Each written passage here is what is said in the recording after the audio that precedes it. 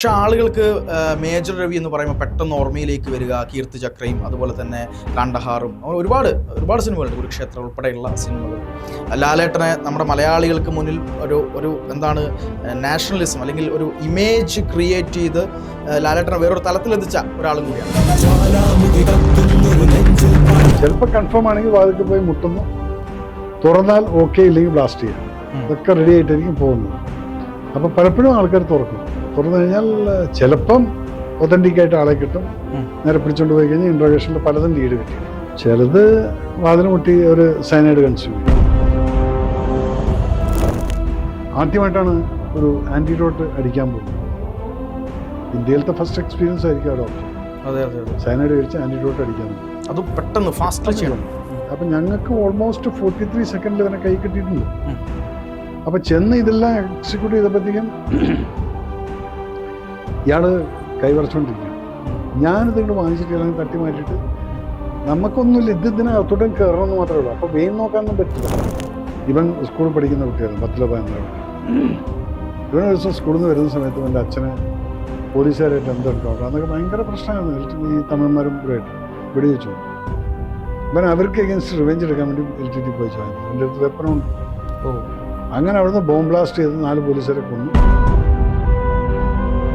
ആ ഒരു സന്ദർഭത്തിലൂടെ കടന്നുപോയി രാജ്യത്തിന് വേണ്ടി സ്വന്തം ജീവൻ പോലും പണയം വെച്ചിട്ടാണ് സാർ ഉൾപ്പെടെയുള്ള ആൾക്കാർ ആ സമയത്ത് പട്ടാളക്കാർ ഈ ഓപ്പറേഷൻസ് നടത്തുന്നത്.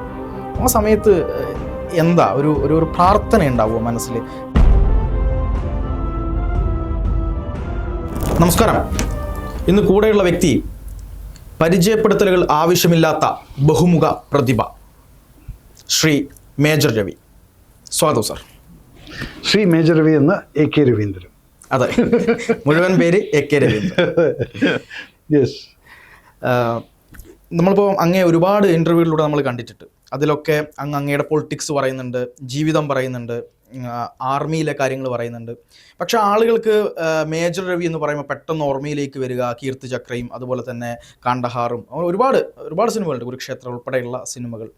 ലാലേട്ടനെ നമ്മുടെ മലയാളികൾക്ക് മുന്നിൽ ഒരു എന്താണ് നാഷണലിസം അല്ലെങ്കിൽ ഒരു ഇമേജ് ക്രിയേറ്റ് ചെയ്ത് ലാലേട്ടനെ വേറൊരു തലത്തിലെത്തിച്ച ഒരാളും കൂടിയാണ്. നമ്മുടെ രാജ്യത്തോടുള്ള രാജ്യസ്നേഹം, പട്ടാളക്കാരൻ അനുഭവിക്കുന്ന ബുദ്ധിമുട്ടുകളൊക്കെ തന്നെ വളരെ കൃത്യമായി ക്യാമറയിൽ പകർത്തി ഒരാളുടെ മനസ്സിനെ എങ്ങനെയാണ് അവർ അനുഭവിക്കുന്ന വൈകാരികതകളൊക്കെ മനസ്സിലാക്കാൻ അങ്ങേ കഴിഞ്ഞിട്ടുണ്ട്, അല്ലെങ്കിൽ മനസ്സിലാക്കി കൊടുക്കാൻ അങ്ങേ കഴിഞ്ഞിട്ടുണ്ട്. ഞാൻ ചോദിക്കുന്നത്, നമുക്ക് അങ്ങയുടെ ഒരു എന്താണ് സർവീസിലുണ്ടായിരുന്ന സമയത്തെ ഒരു അനുഭവത്തിലൂടെ തുടങ്ങാമെന്നാണ് ഞാൻ വിചാരിക്കുന്നത്. അതായത് രാജീവ് ഗാന്ധി കേസിലെ പ്രതികളെ അതായത് കൃത്യമായി ടാർഗറ്റ് ചെയ്ത് ആ ഓപ്പറേഷൻ നടത്താൻ വേണ്ടി അങ്ങ് നിയോഗിക്കപ്പെട്ടിട്ടുണ്ടായിരുന്നു. ആ ഒരു അനുഭവം കൃത്യമായി പറയുകയാണെങ്കിൽ പല ആളുകൾക്കും അത്തരം കാര്യങ്ങൾ അറിയില്ല. അങ്ങ് ഏതൊക്കെ അറ്റംപ്റ്റുകൾ അല്ലെങ്കിൽ ഓപ്പറേഷനുകൾ നടത്തിയിട്ടുണ്ട് എന്നതിനെ പറ്റി അറിയില്ല. ഞാൻ ഈ അടുത്തൊരു വീഡിയോ കണ്ടപ്പോൾ ഞാൻ ഞെട്ടിപ്പോയി. കാര്യം മേജർ രവിയെ പറ്റി ആളുകൾ പലതും പറയാറുണ്ട്, പല പൊളിറ്റിക്സിൻ്റെ പുറത്ത് വിമർശനങ്ങൾ പറയാറുണ്ട്, പല കാര്യങ്ങളും പറയാറുണ്ട്. പക്ഷേ AK രവീന്ദ്രൻ എന്ന മേജർ രവി എഴുതിയിട്ടുള്ള പരീക്ഷകൾ, അഭിമുഖീകരിച്ച ഇൻ്റർവ്യൂകൾ, നേടിയ നേട്ടങ്ങൾ, NSGയിലെ ഈ പറയുന്ന NSGയിൽ അംഗത്വം നേടിയത് ഉൾപ്പെടെയുള്ള കാര്യങ്ങൾ വലിയ ഒരു തിരിച്ചറിവായിരുന്നു എനിക്ക് കൂടെ അത്. അപ്പോൾ അങ്ങ് നടത്തിയ ആ ഒരു ഓപ്പറേഷൻ്റെ കാര്യം പറഞ്ഞുകൊണ്ട് നമുക്ക് തുടങ്ങാം. എന്നേക്കാൾ കൂടുതൽ ഈ ഓപ്പറേഷനെ കുറിച്ച് അറിയുന്ന ഇവിടുത്തെ ഒരു യൂട്യൂബറുണ്ട്, മാത്യു സാമുവൽ എന്ന് പറഞ്ഞിട്ടൊരു, ഞാൻ പറയുന്ന ഒരു ക്രൗഡ് ഫണ്ടിങ് ഒക്കെ ട്രൈ ചെയ്തുകൊണ്ടിരിക്കുന്നു. അയാൾ നാളെ ഇതൊരു ഇൻ്റർവ്യൂവിൽ പറയുന്നത് കേട്ടു, മേജർ രവി കള്ളനാണ്, അയാളോട് കമാൻഡോസിലൊന്നും ഉണ്ടായിരുന്നില്ല, CBIയുടെ കൂടെ കമാൻഡോ ഒന്നും ഉണ്ടായിരുന്നില്ല പറയുന്നത് കേട്ടാൽ ഇയാളെപ്പോലുള്ള ആൾക്കാർ ഈ പോഡ്കാസ്റ്റ് അല്ലെങ്കിൽ ഈ ഇൻ്റർവ്യൂ ഒക്കെ ചെയ്യുന്ന ഈ നുണകൾ പറഞ്ഞുകൊണ്ട് ആധികാരികമായിട്ടൊന്ന് ചെരിഞ്ഞിരുന്ന് അർണോൾഡ് ഗോസ്വാമിയുടെ ഒരു സ്റ്റൈലൊക്കെ പിടിച്ചിട്ട് ഞാൻ പറയുന്നത് മുഴുവൻ സത്യമാണെന്ന് പറയുന്നു, നുണകൾ മാത്രം പ്രചരിപ്പിക്കുന്ന ആ ആളോട് ചോദിച്ചു കഴിഞ്ഞാൽ അയാൾ പറഞ്ഞിട്ടുള്ള വെച്ച് കഴിഞ്ഞാൽ അന്ന് അവിടെ കമാൻഡോസ് ഉണ്ടായിരുന്നില്ല. പക്ഷെ ആക്ച്വലി അയാളെ വിട്ടേക്ക്, ആക്ച്വലി ഈ ഓപ്പറേഷന് ഇത് ഒരു ക്യാബിനറ്റ് മിനിസ്ട്രിയുടെ അണ്ടറിൽ വരുന്ന ഓപ്പറേഷനാണ്. CBI was heading this investigation.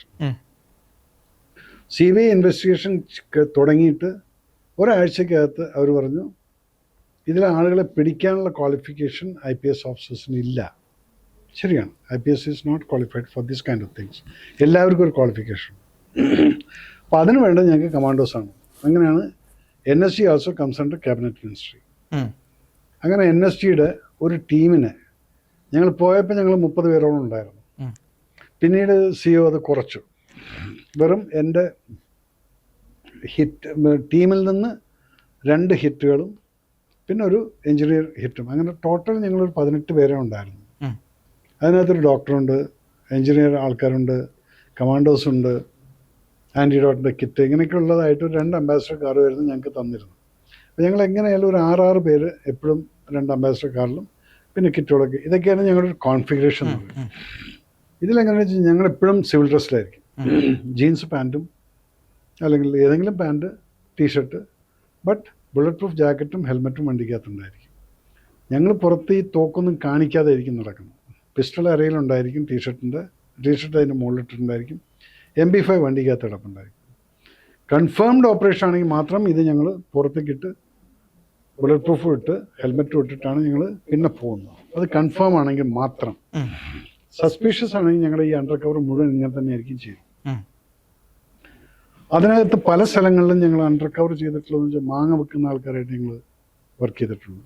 കാരണം ഒരു വീടിനെ ഒബ്സർവ് ചെയ്യുക, ഒരു ഗല്ലിയിലൊരു വീടാണെന്ന് നമുക്ക് ഇൻഫർമേഷൻ, അന്നൊക്കെ ആളുകൾ ശത്രുത ഉണ്ടെങ്കിൽ ആ ആൾക്കാരുടെ വീട്ടു നമ്പറും പറഞ്ഞിട്ട് CBIക്ക് ടെലിഫോൺ ചെയ്യും. ശിവരാസൻ എങ്കിൽ പാത്ത എൻ്റെ വീട്ടിലിരിക്കുമെന്ന് പറഞ്ഞ് കോൾ വരും. നമുക്ക് ഈ കോളൊന്നും മിസ് ചെയ്യാനും പറ്റില്ല, എല്ലാം നമ്മൾ അന്വേഷിച്ച് പോകും വേണം.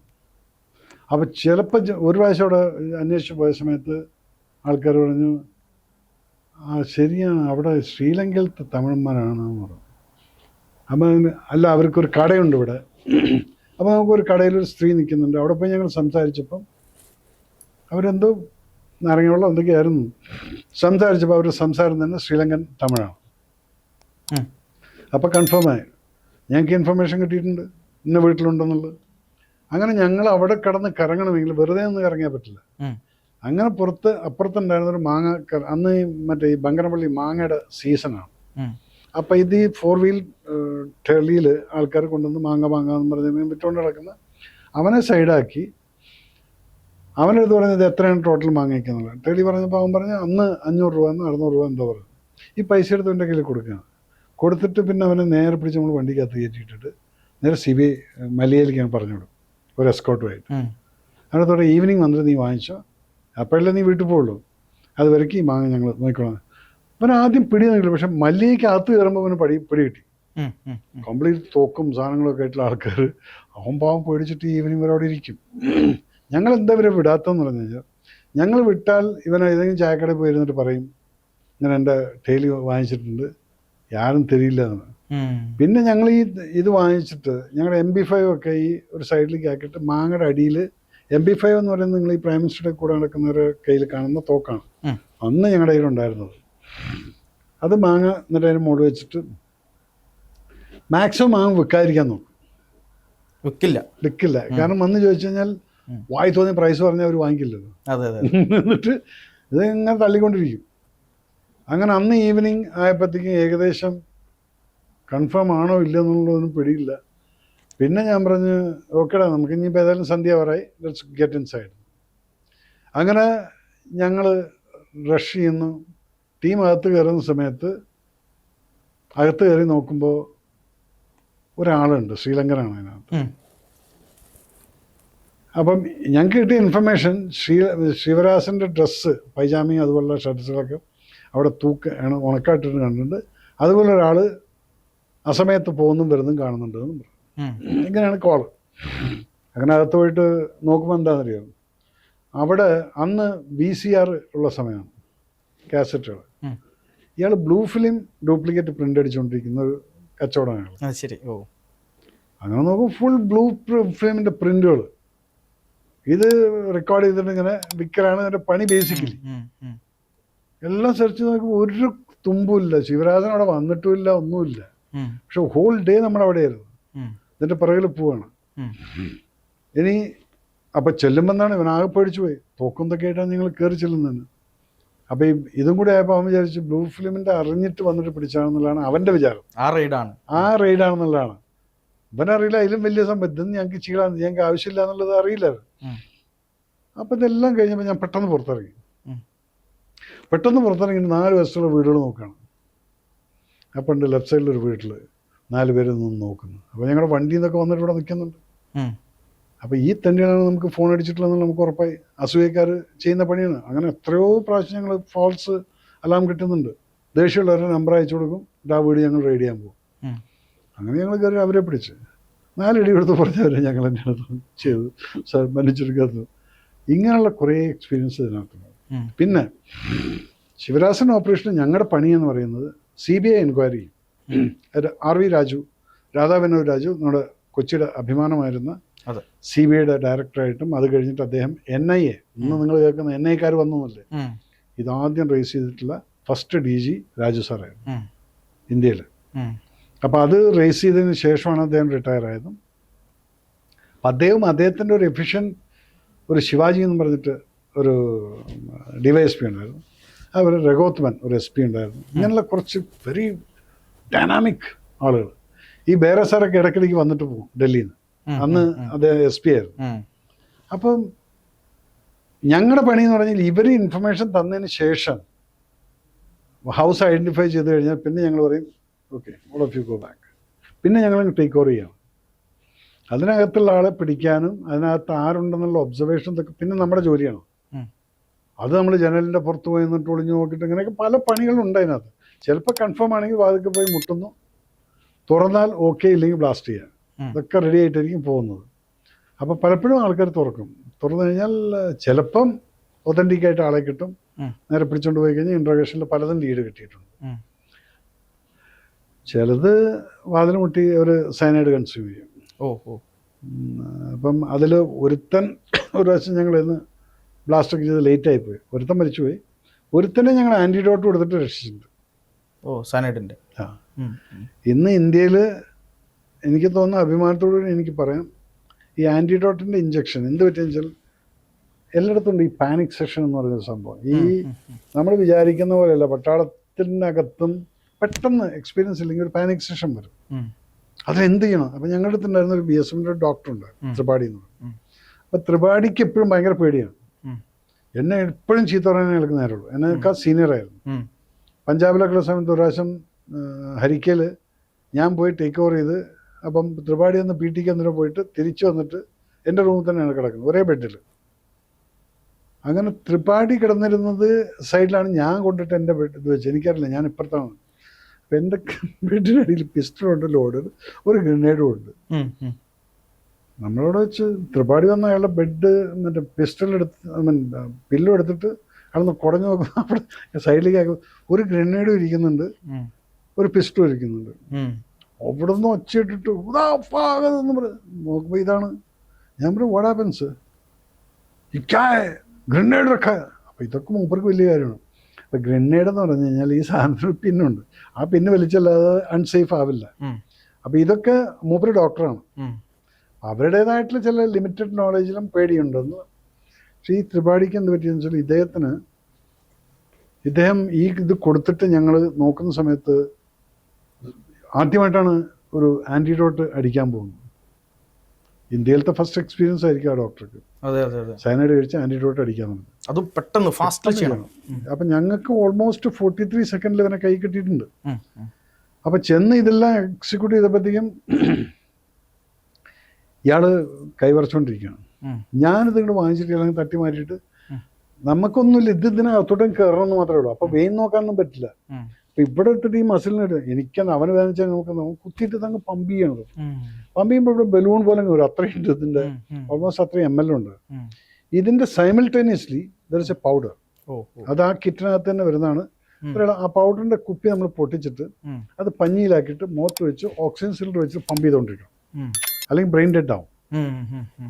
അപ്പോൾ ഇങ്ങനെ 2-3 മൾട്ടിപ്പിൾ ടാസ്കുകളുണ്ട് അതിനകത്ത്. അതിലാ ചെറുക്കൻ രക്ഷപ്പെട്ടു. അപ്പോഴത്തേക്കും അവൻ്റെ വായൊക്കെ പൊള്ളും, ഈ സയനൈഡ് കഴിച്ച് കഴിഞ്ഞാൽ ഇവിടെയൊക്കെ ചുണ്ടതെല്ലാം പൊള്ളികളെ. 2 ദിവസം കഴിഞ്ഞിട്ട് ഇവനെ ബോധമൊക്കെ വന്ന് നമ്മൾ ഇവനെ മദ്രാസിലേക്ക് കൊണ്ടുവരുന്ന സമയത്ത് ഇവൻ ഹെലികോപ്റ്റർ വെച്ചിട്ട് ഇടയ്ക്കിടയ്ക്ക് എന്നെ നോക്കി ചിരിക്കുമായിരുന്നു. അപ്പം ഞാൻ വിചാരിക്കും എന്ത് ഇവനെ എന്നെ നോക്കി ചിരിക്കുന്നതല്ല. അപ്പം ഹെലികോപ്റ്ററിൻ്റെ ശബ്ദം കാരണം എന്നോട് സംസാരിക്കാനൊന്നും പറ്റില്ല, എന്ത് ചോദിച്ചാലും കേൾക്കില്ല. അവിടെ പോയി ഇവനെ ലോക്കപ്പിലിട്ട് പിറ്റേ ദിവസം ഞാൻ ഇവൻ്റെ അടുത്ത് പോയിട്ട് ചോദിച്ചു, എന്നടാ നീ എന്നെ പാട്ട് അപ്പടി ചിരിച്ചിട്ട് എന്താ? സാർ നിങ്ങൾ രവീന്ദ്രൻ സാർ തന്നെ ഓ LTD-കാരൻ ചോദിക്കണം എൻ്റെ അടുത്ത്. നമ്മൾ LTD-കാരൻ എന്ന് പറഞ്ഞ് ശിവരാസൻ എൻ്റെ തലേദിവസം അവിടെ ഉണ്ടായിരുന്നു. ഞാൻ പറഞ്ഞ് ഉണക്കപ്പിടിയിടാ அந்த ക്യാപ്റ്റൻ രവീന്ദ്രനെ தெரியும். ഇല്ല സാർ നീങ്ക താനാന്ന് വെച്ചു. ഞാൻ താടിയും മുടിയൊക്കെ ഉണ്ട്, ഇതേപോലെ തന്നെ ഞാൻ കുറേ കാലമായിട്ട്. അപ്പം അവൻ പറഞ്ഞ് എനിക്ക് ട്രെയിനിങ് കൊടുത്തിരിക്കും സാർ. അപ്പം എന്താ വെച്ചാൽ ഞാനവിടെ IPKF പോരുന്ന സമയത്ത് ഒരു 3-4 മാസത്തിന് അവിടെ പോയിട്ട് EPRLF, ടെലോ, ENDLF, ഇറോസ്, ഇങ്ങനെ 4 ഗ്രൂപ്പ്. എറോസ് എന്ന് പറഞ്ഞാൽ മുസ്ലിം പിള്ളേരുടെയാണ്. ഇങ്ങനെ ഈ 4 ഗ്രൂപ്പിന് നമ്മൾ ട്രെയിനിങ് കൊടുത്തിട്ടുണ്ട് ടു ഫൈറ്റ് അഗെയിൻസ്റ്റ് LTT. എന്നിട്ട് അന്ന് ഇന്ത്യ ഗവൺമെൻറ് വെപ്പൺസും കൊടുത്തിട്ട് പോന്നിട്ടുണ്ട്. ഇതൊക്കെ ഒരു ഇന്റർനാഷണൽ ട്രീറ്റിയുടെ ഭാഗമായിട്ട്. അപ്പം അതിൽ ഞാൻ കൊടുത്ത ട്രെയിനിങ്ങിൻ്റെ ഞാൻ ചോദിച്ചു നീ ഏത് ക്യാമ്പിലായിരുന്നു ചോദിച്ചപ്പോൾ നിലാവലി ക്യാമ്പെന്ന്, ട്രിങ്കമാലിക്കകത്തൊരു നിലാവലി ക്യാമ്പ്. അപ്പം ശരിയാണ്, ഞാൻ തന്നെയായിരുന്നു അവിടുത്തെ ട്രെയിനിങ് കൊടുത്തിട്ടുള്ളത്. അങ്ങനെ അവൻ കഥയെല്ലാം പറഞ്ഞു നോക്കുന്ന സമയത്ത് അവന് ഇതുമായിട്ട് യാതൊരു ബന്ധമില്ല LTT ഇതിൻ്റെത്.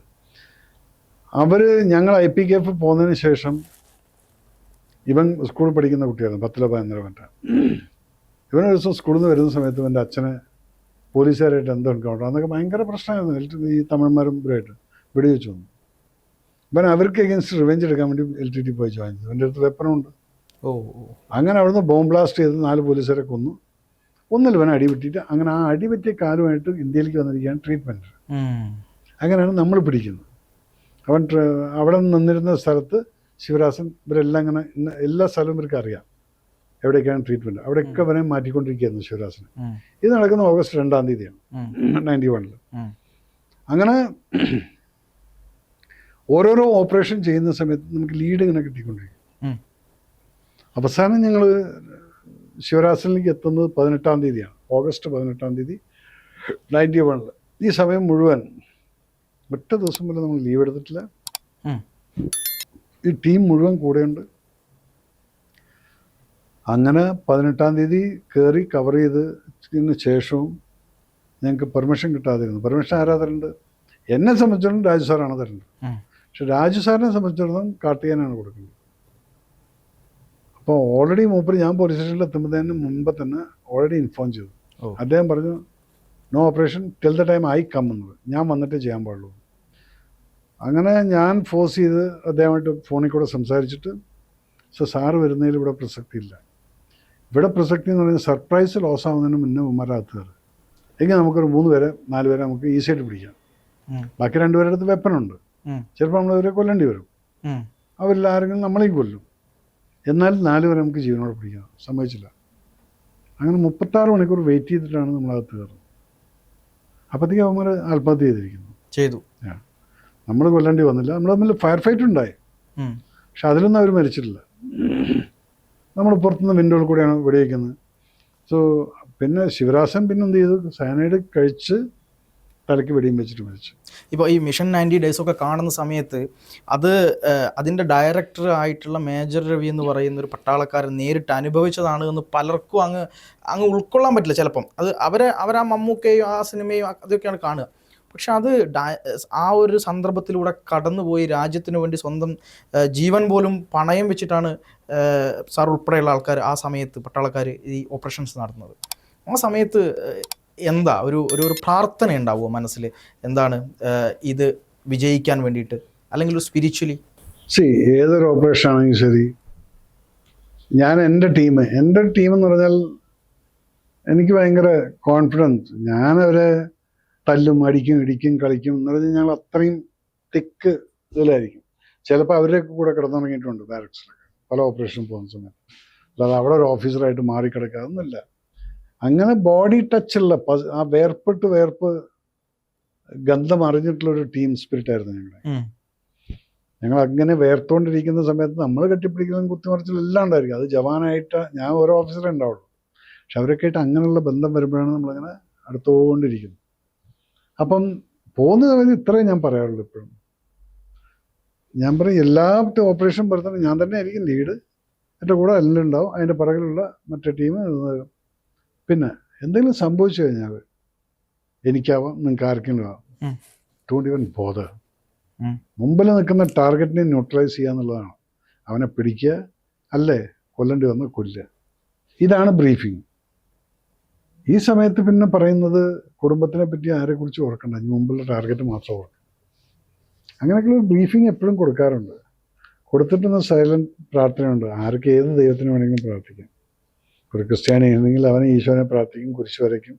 ഹിന്ദു ആണെങ്കിൽ അവൻ അവൻ്റേതായിട്ടുള്ള ദൈവത്തിനെ പ്രാർത്ഥിക്കും. അത് കഴിഞ്ഞ് പിന്നെ അങ്ങ് കണ്ണു തുറന്നങ്ങ് പോയി കഴിഞ്ഞാൽ പിന്നെ അവിടെ പ്രാർത്ഥനയില്ല, ഒന്നുമില്ല. പിന്നെ ഒരു വേറൊരു ലുക്കാണ് നമ്മൾക്കെല്ലാം. അതിനകത്ത് ഭീതിയില്ല, ആകാംക്ഷയാണ്. How will I kill him and how fast, what will be his reaction, ഇതൊക്കെ ആൻറ്റിസിപ്പേറ്റ് ചെയ്യാനാണ് പിന്നത്തെ ഈ പോക്കിനകത്ത്. അതിനൊക്കെ കൗണ്ടർ ചെയ്തിട്ട് വരുമ്പോഴാണ് നമ്മൾ സക്സസ്ഫുൾ ആവുന്നത്. മറിച്ച് നമ്മൾ വിചാരിക്കാത്ത കാര്യങ്ങൾ അവൻ ചെയ്താൽ അപ്പം നമ്മൾ ചിലപ്പോൾ ഫെയിൽ ആവും.